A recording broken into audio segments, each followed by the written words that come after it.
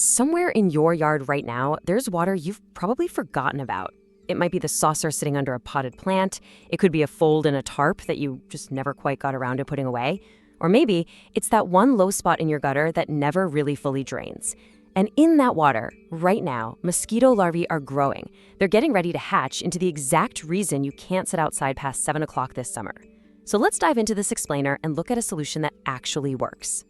When those mosquitoes finally hatch, most people's immediate answer is a chemical fogger. You might even use one of those mosquito services that shows up every 3 weeks and charges you $150 a visit. But here's what nobody tells you when you sign up for that service. It doesn't just kill mosquitoes. Those typical chemical foggers use a class of broad-spectrum insecticides called pyrethroids. When a technician fogs your fence line, that residue sits on absolutely every surface, and it quietly wipes out everything that touches it. A bee lands on the treated fence to rest, and it dies. A butterfly brushes a sprayed leaf, and it dies.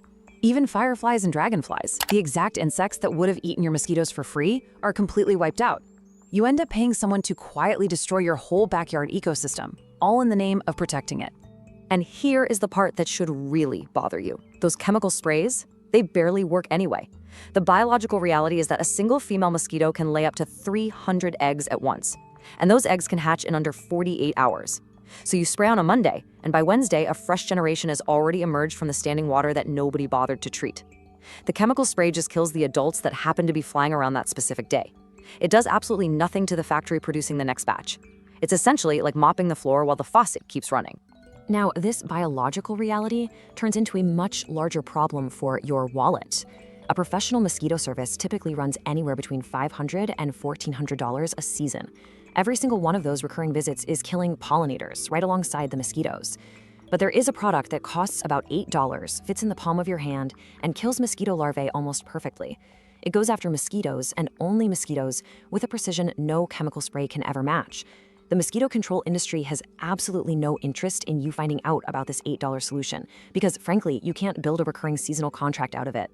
It's called BTI. That stands for Bacillus thuringiensis israelensis, which is quite a mouthful, so everyone just shortens it to BTI.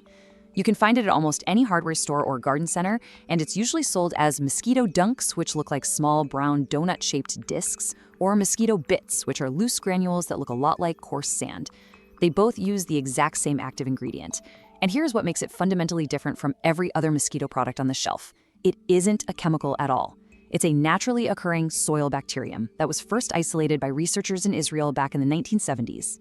The science of why this works is actually fascinating. It relies on lock and key biology.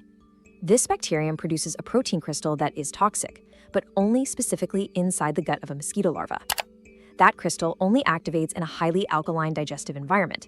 So, when a mosquito larva eats it, the crystal activates, puncturing microscopic holes in the gut lining and killing the larva within hours. And that alkaline gut chemistry is the absolutely crucial point here. Bees don't have it. Butterflies don't have it. Fish, birds, dogs, and people certainly don't have it. The protein passes through every other living thing completely inert. It leaves your pollinators, your pets, and your family completely unharmed. The key only fits one lock, and that lock is inside a mosquito. The application is almost embarrassingly simple. We're looking at a 3-step protocol. Step 1, hunt for water. Walk your entire yard and look for anywhere water sits for more than a few days. The obvious spots are bird baths or rain barrels, but go walk your yard and really look for the sneaky spots. The dip in a corrugated drain pipe, the fold in a grill cover, or the underside of an upside-down wheelbarrow. Take a moment right now, just think about where those spots might be hiding in your yard. Step 2, dump what you can dump. Flip the saucer, empty the bucket. This is the single most effective, free mosquito control move that exists. And step 3, treat what you can't dump. For the standing water you just can't simply tip over, you need exact dosage precision. If you're using the granular BTI bits, sprinkle them directly into the water. Use exactly 1 tablespoon for a bird bath and exactly 1/4 cup for a rain barrel. Those bits will float and release BTI into the water over roughly 1 to 2 weeks.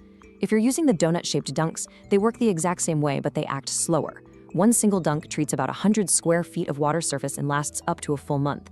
You can also easily break a dunk into smaller pieces for smaller containers. It's really that precise, and it's that easy. So treating existing water is your foundation. But let's move on to the mosquito trap trick, which is a dedicated strategy for ultimate control. This is an incredibly effective, actionable strategy that can noticeably drop the mosquito pressure across your entire yard. Honestly, this one move might do more than everything else combined. Here is exactly how you build it. First, take a dark-colored 5-gallon bucket. The dark color is really important because mosquitoes prefer dark surfaces to lay their eggs on. Fill it about halfway with water. Next, toss in a handful of grass clippings or dead leaves and just let it sit uncovered for exactly 2 days. As that organic matter starts to break down, it releases a scent profile that pregnant female mosquitoes find nearly irresistible. It essentially acts as a glowing vacancy sign. Finally, after those 2 days, sprinkle in exactly 1/4 cup of BTI bits. You have just built a trap. Mosquitoes will fly in from hidden puddles all around the neighborhood to lay their eggs. The larvae will hatch, they will feed on the BTI, and absolutely none of them will survive to bite anyone. Just place it in a shady corner 20 to 30 feet from where you normally sit and top off the water as it evaporates.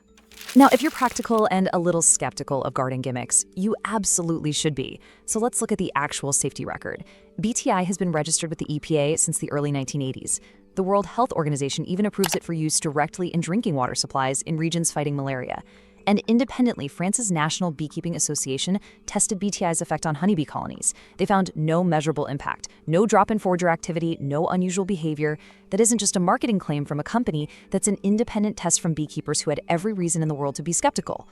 I really want to give this next point some weight because this is where a lot of well-meaning gardeners get tripped up. You might be wondering about natural alternatives like garlic spray, cedar oil, or citronella. The honest truth is, most of these have a very limited, temporary effect at best. They basically just push the mosquitoes to the other side of your yard for a few hours. But here is the real caveat you need to know. Natural does not automatically mean pollinator safe. Pyrethrin is a common organic insecticide derived from chrysanthemum flowers.